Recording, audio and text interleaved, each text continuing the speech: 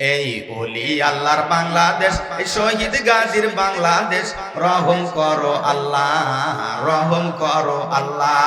এই ওলি আল্লাহর বাংলাদেশ, এই শহীদ গাজীর বাংলাদেশ, রহম করো আল্লাহ, রহম করো আল্লাহ। আল্লাহ আপনার পথে শহীদ যারা, আপনার পথে শহীদ যারা, তাদেরই আমরা বংশধর, তাদেরই আমরা বংশধর, তাদের পথে তাদের মতে কবুল করুন আল্লাহ, কবুল করুন আল্লাহ, কবুল করুন আল্লাহ, কবুল করুন আল্লাহ। এই শাহজালালের বাংলাদেশ, শাহ মাকদুমের বাংলাদেশ, এই তিতুমিরের বাংলাদেশ, শরীয়তুল্লাহর বাংলাদেশ, রহম করো, রহম করো, বালা দূর করো আল্লাহ, বালা দূর করো আল্লাহ। লা ইলাহা, জোরে লা ইলাহা, জোরে জোরে লা ইলাহা, জোরে লা ইলাহা, লা ইলাহা ইল্লাল্লাহু মুহাম্মাদুর রাসূলুল্লাহ। সকলে পড়ি আমরা মুহাব্বাতান সাল্লাল্লাহু আলাইহি ওয়াসাল্লাম।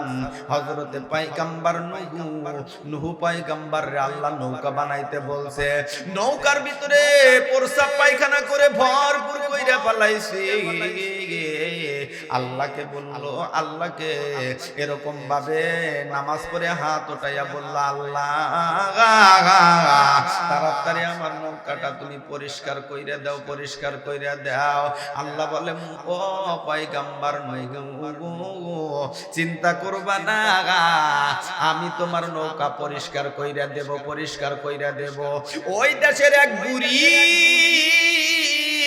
হারতে পারে না, চলাফেরা করতে পারে না, আল্লাহর বান্দি এরকম ভাবে ঘরে পড়ে আছে, অথচ দুইটা নাতিন আছে, তাদের বয়স হয়েছে 18 থেকে 20 বছর।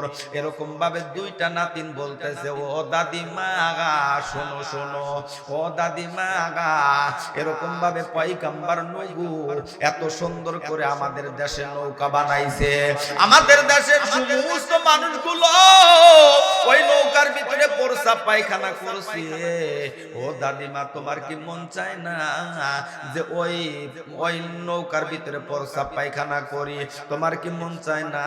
তখন বুড়িমা বলতেছে, না আমার মন চায়, আমি তো চলাফেরা করতে পারি না, আমি হাঁটতে পারি না, বসতে পারি না, আমি কেমনে করে ওই নৌকায় যাব? দুইটা নাতিন বলতেছে, ও দাদিমা আমি তোমাকে ওই নৌকায় নিয়ে যাব। এবার যখন এমনি করে বলে, বলার সঙ্গে সঙ্গে বলতেছে, চলো যাই, তাহলে ওই নৌকায় চলো, প্রস্রাব পায়খানা তুমি করে আসো। এবার দুইটা নাতিনের উপরে ভর করে হাঁটি হাঁটি পা পা করে এবার ওই নৌকায় চলে যায়, নৌকার কাছে যায়। যখনই নৌকার উপরে এরকম ভাবে বেঈমানেরা ভের দিয়ে রেখেছে, ঢাইকা ঢুকা রেখেছে, ওর ভিতরে প্রস্রাব পায়খানা করে। বুড়ি যাই উঠেছে, প্রস্রাব পায়খানা শেষ, বের হয়ে চলে আসবে। আল্লাহর কি কাম, বুড়ির পাওটা এরকম ভাবে পিছ লাগিয়ে এরকম ভাবে নৌকার ভিতরে পইরা গেল। পইরা যাওয়ার পরে মলগুলো মুখের ভিতরে ঢুকলো, হাত পায়ে ঢুকলো, বুড়ির চামড়া গুলো এরকম ভাবে ঘুষি মুছি লেগেছিল, চোখের দৃষ্টি শক্তি একেবারেই কমে গেছিল। যেই মলের ভিতরে পইরা গেছে, চোখের দৃষ্টি শক্তি বাড়ায়া দিল কে? জোরে কয় না কে? সে আল্লাহ আজও আছে না নাই? ৭০ বছরের বুড়ি ও এরকম ভাবে হাঁটতে পারে না, চলতে পারে না, ভালো করে বসতে পারে না। অবস্থিলা বাড়ির মা বোনেরা, ৭০ বছরের বুড়ি, চামড়া গুলো ছিল একেবারে এরকম ভাবে ঝুলুমুলু করেছে, অথচ চামড়া গুলো এরকম ভাবে টান হয়ে গেল। আল্লাহ রাব্বুল আলামিন ১ নয় ২ নয় ১৬ বছরের যুবতী নারী বানায়া দিল। সুবহানাল্লাহ, জোরে গো। 16 বছরের যুবতী নারী বানায় দিছে। যে 16 বছরের যুবতী নারী হয়ে গেছে, এবার বলতেছে ও দাদিমা, তুমি না বুড়ি আছিলা, এখন এত সুন্দর নারী, এত সুন্দর মহিলা কেমনে কইরা হইলা, তোমার বয়স কেমনে করে কমে গেল? কই বইল না, প্রস্রাব পায়খানা করে আমি ওখান থেকে উঠতে লেগেছি, ওর ভিতরে পইরা যাওয়ার পরে এই ওষুধ যে এত দামি ওষুধ, এর ভিতরে পইরা যাওয়ার সাথে সাথে নূর আল্লাহ আমাকে 16 বছরের যুবতী নারী বানায়া দিছে। 16 বছরের যুবতী নারী এরকম ভাবে কসরা ছিল, ঘা ছিল, ভালো হয়ে গেছে। যেই ভালো হয়ে গেছে, দেশের ভিতরে আলোড়ন সৃষ্টিকারী হয়ে গেছে। পয়গম্বর নূর নৌকার মল যে আনবে, যার যে রোগ আছে ওইটা ব্যবহার করলে পারে সারায় দেয় কে? জোরে কয় না কে? আল্লাহ সারায় দেয়। যেই প্রচার হয়ে গেছে, এক একজন এক এক মিলে দেখে যে জ্বর একটুখানি জিবার সাথে নেয়, সাথে সাথে জ্বর সাইরা যায়। সুবহানাল্লাহ। দেখো তোমরা পায়খানা করছো, তোমাদের দ্বারাই পরিষ্কার করতেছেন কে? আল্লাহ পরিষ্কার করতেছে। অথচ শোনো, সুদ খাওয়া কিন্তু যাবে। ওয়াহাল্লাল্লাহুল বাইয়া ওয়া হারামার রিবা। আল্লাহ সুদকে হারাম করছে, ব্যবসাকে হালাল করছে। সুদ খাওয়া আর পায়খানার মল খাওয়া সমান, কথা কয় না কে? সুদ খাওয়া যাবে, ঘুষ খাওয়া যাবে না, সুদ খাইবেন, সুদ খাওয়া যাবে না। সিলাবাড়ির এলাকার মানুষগুলো আমার বাপ ভাইরা অত্যন্ত ভালো। যদিও কেউ যদি এই রাস্তায় থাকো, আজকে থেকে শপথ করবা, তওবা করবা, আর কোনোদিনও খারাপ কাজ করব করা যাবে। আল্লাহ যতদিন বাঁচায় রাখবে, কত বছর বাইচা থাকবেন, নাই 50 বছর, নাই 60 বছর, নাই 100 বছর, তারপরে আজরাইল আপনার কাছে আসবে কি আসবে না? মনে করতেছেন যে না আমার শরীরে শক্তি আছে, আমি এলাকার ভিতরে বিশাল বড় নেতা, আমার কাছে আজরাইল আসবে না, এই রকম কোন মন্তব্য করা যাবে? এটা ভুল, এটা ভুল। মালাকুল মউত আজরাইল সবার কাছে আসবে, এই জান কবাজ করে নেবেন আজরাইল, হুকুম দিবেন কে? জোরে কথা কয় না কে? অথচ আমাদের দেশে কিছু নেতা আছে, আতি নেতা, পাতি নেতা, ছাতা নেতা, কি যে নেতার সাইজ রে ভাই, জীবনে নামাজ কালাম পড়ে না মাস্টার সাহেব, বুঝছেন? অথচ নির্বাচনের আগে, এই যে নির্বাচন এসে গেছে, কি সাটাম চুটাম বালবালাই, বাহ বাহ, যেখানে 2-4 জন মানুষ দেখে, কোনোদিন জুব্বা পরে নাই, এখন জুব্বা পরছে, মাথায় টুপি লাগাইছে, লাগানোর পরে 2-4 জন মানুষ যেখানে দেখে, কয় আগে নামাজ তারপরে দোয়া। কিসের দোয়া? কয় নির্বাচনে যেহেতু দাঁড়াইছি, আপনারা একটু অপেক্ষা করেন, অপেক্ষা করেন। আমি বললাম ওর সাকরাত, মানে ওর সাথে কিছু চালাচমুনটা থাকে না। ওকে জিজ্ঞাসা করলাম, ও ভাই তোমার নেতা কি আসলে নামাজ পড়ে? ওই হুজুর কইেন না, আজকে আসরের নামাজ 10 জায়গায় পড়ছি। কয় জায়গায় পড়ছে? আসলে কি এটা নামাজ পড়ে নাকি মানুষকে দেখানোর জন্য? লোক দেখানো নামাজ পড়ে, আওয়াজ দা বলো কথা ঠিক কি না? এই নামাজ কি হবে? আসরের নামাজ ফরজ করছে কয়বার? জোরে বলে না কয়বার? ইয়াকুব আলাইহিস সালাতু ওয়াস সালাম এই নামাজ পড়ছিল, সুবহানাল্লাহ কইবেন না? ইয়াকুব নবী বাস করিতেন কিনারে, সবার চাইতে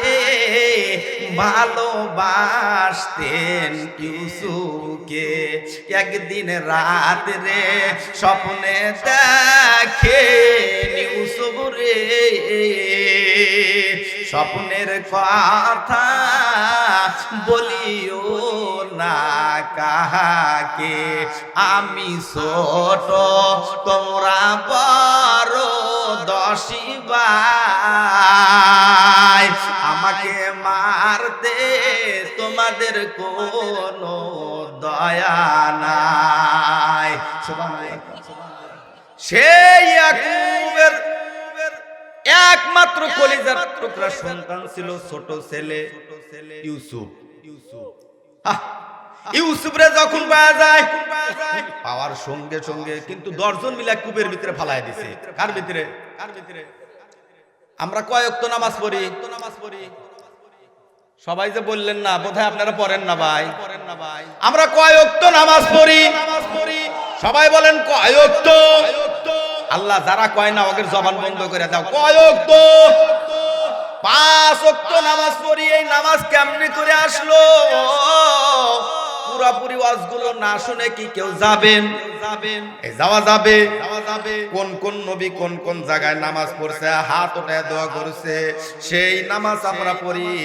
আর এই যে ইয়াকুব আলাইহিস সালাতু ওয়াস সালাম ইসমাইল ইউসুফকে যখন পাইলো, পাওয়ার সঙ্গে সঙ্গে সেজদায় পড়ে গেল, আসরের নামাজ পড়লো 4 রাকাত। কয় রাকাত?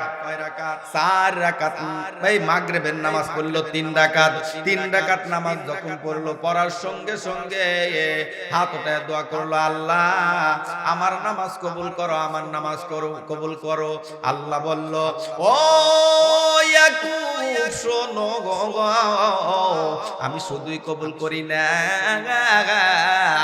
এই মাগরিবের নামাজ 3 রাকাত নামাজ যেই বান্দা বান্দিরা পড়বে, আমি আল্লাহ রাব্বুল আলামিন ইয়াকুব আলাইহিস সালাতু ওয়াস সালামের সমপরিমাণ সওয়াব আমার বান্দা বান্দির আমলনামাতে দিয়া দেব। 3 রাকাত নামাজ। কয় রাকাত? 3 রাকাত নামাজ। কিন্তু আমাদের দেশের নেতারা সাতাম সুতাম ভাল বালাই, এই করব সেই করে দেব, এই দেব সেই দেব। না না, মিথ্যা কথা বলা হয়েছে মহাপাপ। যেই নেতা হয় গরিবের ভিজিবির কাইট মাইরা খায়, রাস্তা খায়, কালপাট খায়, ব্রিজ খায়, খুয়া পর্যন্ত 4টা চুটা খায়। আওয়াজটা বলো, জোরে বলো, কথা ঠিক কিনা? তবে আপনাদের এলাকার নেতাগুলা বোধহয় ঠিক আছে। আমার এলাকার কথা বলতেছি। গতকালকে যেই মনে করো দিনাজপুরের জমিনেতে এই ওয়াজটা করছি, সাথে সাথে এক নেতা বলতেছে হুজুর এই ওয়াজ বাদ দেন। এর মানে লাইগা গেছে আর গতরে কথা কয় না, এর মানে লাইগা গেছে উতুল্লিম বাদা যালিকা জালিম। জালিমের গতরে তো লাগবে। কিসের জন্য? কোরআনের কথা বললে পারে। ওই যে খাউজানি, চুলকানি, অ্যালার্জির ব্যারাম যদি থাকে, বেগুন খাইলে তো একটু খাউজানি চুলকানি উঠবেই। উঠবে কি উঠবে না? উতুল্লিম বাদা যালিকা জালিম। হুজুর এই কথা আপনি বললেন না। আমি বললাম ওয়াজ আমি করব না, ওয়াজ আজকে আপনারই করা লাগবে। আপনি যদি ওয়াজ করেন 5 জনও থাকবে, কেউ থাকবে না। আর আমি ওয়াজ করলে পারে এখানে শ্রোতা আসবে, থাকবে ইনশাআল্লাহ। আপনার কথা মতো লোক আসবে না, আমার কথা মতো আসবে না। কোরআন যদি ভিতরে থাকে তাহলে মানুষ শুনে কি শোনে না? এই কোরআনের কথা শোনে কি শোনে না? কলেমা পড়ো লা ইলাহা, জোরে লা ইলাহা, জোরে জোরে লা ইলাহা ইল্লাল্লাহ, লা ইলাহা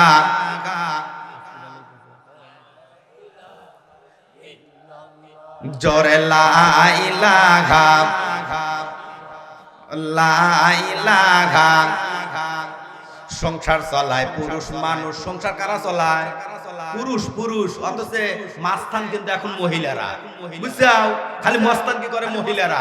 এই যে যাদের সলবান আছে, নাও করলে নাও, তুমি নাও, এটা হলো বেনিটি ব্যাগ, তুমি নাও, আর আমি ঘুরি। ওরে বাবা রে, কি যে মশা নদের কথা কয় না কে? সংসার চলায় পুরুষ মানুষ, সংসার চলায় পুরুষ মানুষ, নারী লাগাই পেগাস। প্রত্যেক বাড়ি খেলা শুরু হয়ে গেছে, রেফারি সারা ম্যাচ রে ভাই, রেফারি সারা ম্যাচ। আমার কথা বোঝেন নাই বোধহয়? টাঙ্গালের মানুষ তোমরা বোঝো না। সংসার চলায় পুরুষ মানুষ, নারী লাগাই পেগাস। প্রত্যেক বাড়ি খেলা শুরু হয়ে গেছে, রেফারি সারা ম্যাচ রে ভাই, রেফারি সারা ম্যাচ। ও তোর ঘরে জ্বালা, বাইরের জ্বালা, ঘরের জ্বালা, বাইরের জ্বালা, জ্বালা নাই রে শেষ।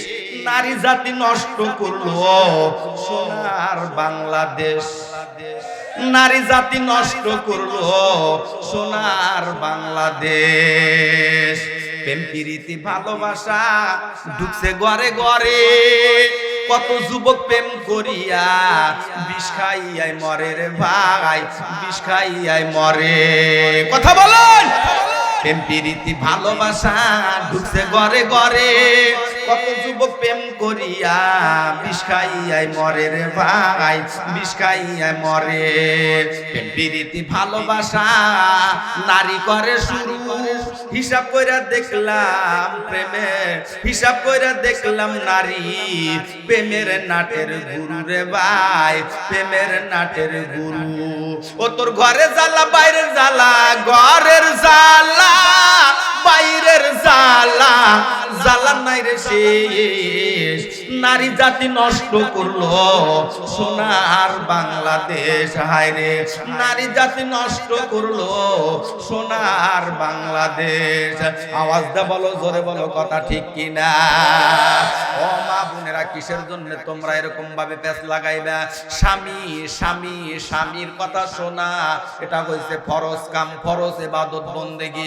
নাম এরকম ভাবে স্বামীর কথা যে সমস্ত নারীরা শোনে না, এগুলো নারী যাবে জাহান্নামে, এগুলো যাবে জাহান্নামে, আসফালা সাফিলিন। এরা হইছে, আল্লাহ বলে এরা এত লিচু কাজ করে, এদেরকে আমি আল্লাহ টাইনাও জাগাইতে পারি, এই পারে আল্লাহ টাইনাও জাগাইতে পারে না। যদি স্বামী যদি ভালোভাবে কয়, রফিকুলের মা, বাবারি কথা বললো কে? রফিকুলের মা, এর মানে কি? রফিকুলের মা বাদ দাও, বেদব, ভাত আছে বাইরে খাইতে পারো না, এর মানে তুমি এক নাম্বার বেদব। কথা কয় না, কথা কয় না।